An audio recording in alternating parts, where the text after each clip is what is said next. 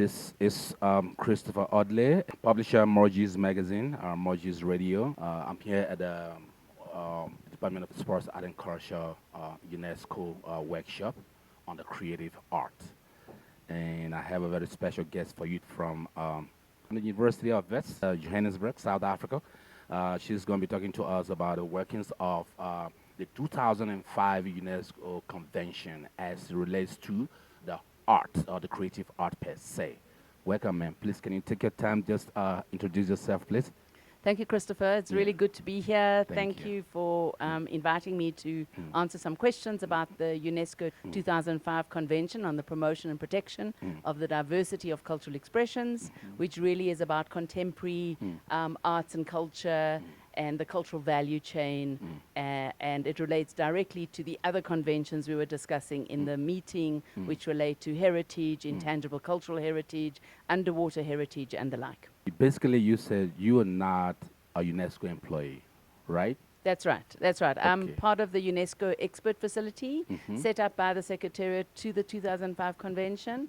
There are 43 UNESCO experts for cultural policy and governance, and our role is really to support the Secretariat Okay. in helping governments to implement the convention, to report on the convention, to develop training toolkits for the convention, to write research papers, and so on.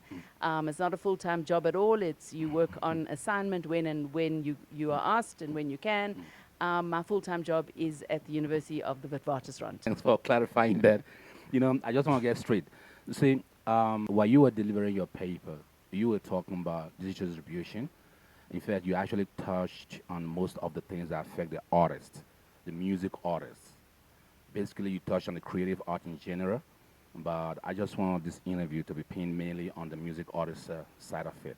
The question is, most artists are complaining about very low compensation from the or by the streaming platforms, music streaming platforms. And now, what I wanted to know is that if you take into consideration the convention, the 2005 convention, which you deliver your paper on, what is the viewpoint, or what could be a viewpoint and position of UNESCO regards this? Thanks for that question, and it's really very close to my heart. I think live music in particular is very much a celebration and an expression of our cultural life of a country. And during COVID in particular, everybody needed to pivot to find ways to express their artistry in other forms, and obviously the digital platforms became a key way in which they could do that. However, what we found is that not only were there not good protections on copyright for people's works, but there was very little remuneration for their showcasing of their art on the cultural platform.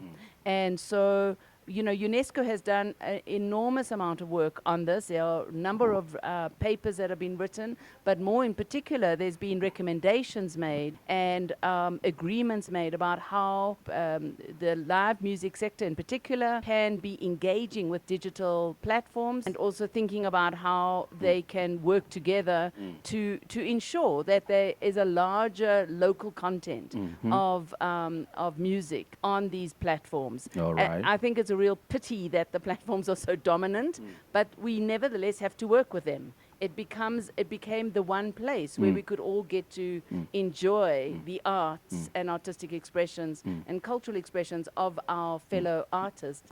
So yes, UNESCO has put in a lot of work around this. Thanks for that clarification. You know, you mentioned a word, dominance, all right?